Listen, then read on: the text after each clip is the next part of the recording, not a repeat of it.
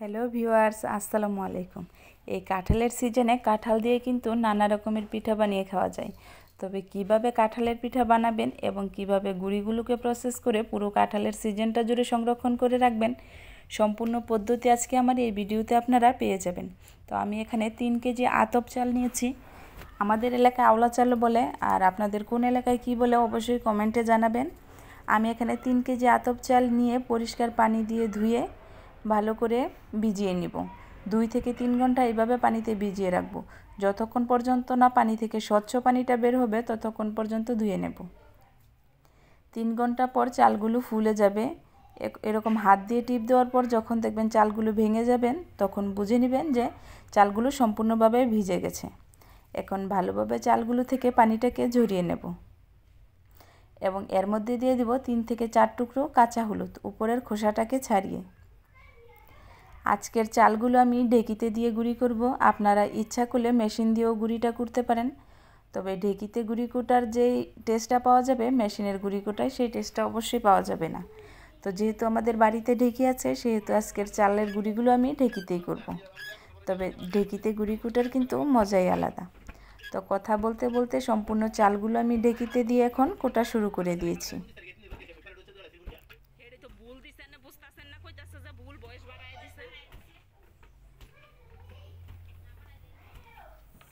কথা বলতে বলতে আমার গুঁড়ি কোটা অর্ধেক প্রায় কমপ্লিট। দেখুন, হলুদটা দেওয়ার কারণে গুঁড়ির কালারটা কত সুন্দর এসেছে।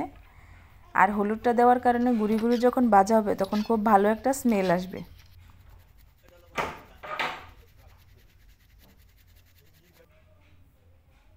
এদিকে প্রায় আমার গুঁড়িগুলো কোটা হয়ে গেছে। এখন সম্পূর্ণ গুঁড়িগুলো আমি মাটির চুলায় বড় একটা হাঁড়িতে দিয়ে অল্প অল্প করে ভেজে নেব।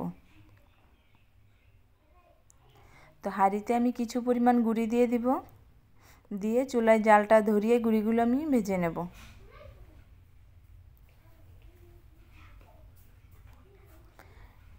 এই পর্যায়ে অনবরত নেড়েচেড়ে গুঁড়িগুলোকে ভেজে নিতে হবে। কোনোভাবেই নাড়াচাড়া বন্ধ করা যাবে না, তাহলে তলানিতে গুঁড়িটা ধরে যাবে।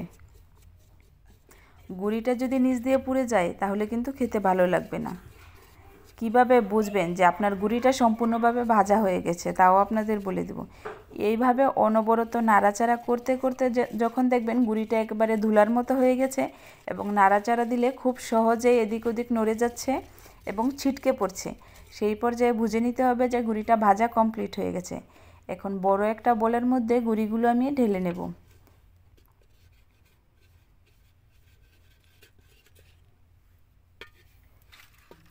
একটু নেড়ে চেড়ে মেলে দিব যাতে গুঁড়িগুলো ঠান্ডা হয়ে যায়।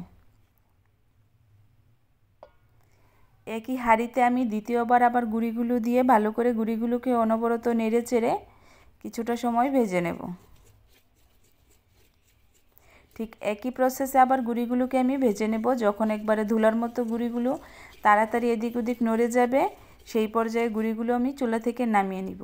তো কথা বলতে বলতে সম্পূর্ণ গুঁড়ি আমার ভাজা হয়ে গেছে। এখন এই গুঁড়িটাকে কিছুক্ষণ সময় ধরে আমি ঠান্ডা করে নেব। এখন ঠান্ডা হয়ে যাওয়ার পর গুঁড়িগুলোর মধ্যে যেই গুটি গুটি ভাবটা রয়েছে সেটাকে আলাদা করে ফেলতে হবে। এই কারণে একটা চালনি দিয়ে গুঁড়িগুলোকে চেলে এই গুটি ভাবটাকে আলাদা করে নিতে হবে। তো এই পর্যায়ে গুঁড়িগুলোকে আস্তে আস্তে চেলে নিতে হবে, কারণ যেহেতু গুঁড়িগুলো একেবারে শুকনো, সেহেতু খুব জোরে চাললে গুঁড়িগুলো উড়ে যাবে। এই কারণে খুব আস্তে আস্তে গুঁড়িগুলোকে চেলে নিতে হবে। দেখুন কতটা পরিমাণ গুটি বেরিয়েছে। এখন কি ভাবছেন এই গুটিগুলো ফেলে দেব? না, এগুলো একটা পাতিলে রেখে দেব। রেখে দেওয়ার পর এই গুটিগুলোকে আমি দ্বিতীয়বার প্রসেস করব। তো এদিকে আমি সবগুলো গুঁড়ি এইভাবে চেলে নেব, চেলে গুটিগুলো আলাদা করে নেব।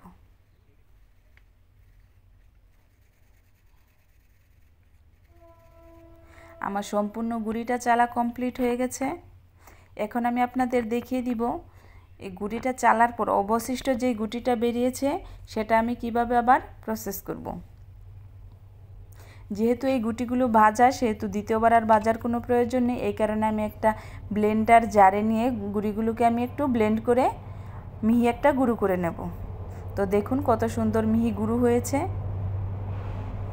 এখন গুঁড়িগুলো আমি বলে আবার ঢেলে নেব। ঢেলে একটা প্লাস্টিকের বয়মে আমি গুঁড়িগুলো ভরে নেব। আপনারা ইচ্ছা করলে এভাবে কাচের বয়মেও রাখতে পারবেন বা বড় পলিথিন 2-3টা পলিথিন কাগজে ভরেও গুঁড়িটাকে সংরক্ষণ করে রাখতে পারবেন। আমি এখানে প্লাস্টিকের বয়ম নিয়েছি, বয়মে গুঁড়িগুলো ভরে আমি পুরো 6 মাস বয়মের মুখটা ভালো করে আটকে সংরক্ষণ করে রাখতে পারবো। তো আপনারাও এইভাবে গুঁড়িগুলোকে পুরো 6 মাস সংরক্ষণ করে রাখতে পারবেন এবং যে কোনো মুহূর্তে কাঁঠালের পিঠা বানিয়ে খেতে পারবেন। তো আজকের ভিডিও আমার এই পর্যন্তই। সবাই ভালো থাকবেন, আমার পরিবারের জন্য দোয়া করবেন। আমার চ্যানেলে নতুন হয়ে থাকলে চ্যানেলটিকে সাবস্ক্রাইব করবেন। টাটা।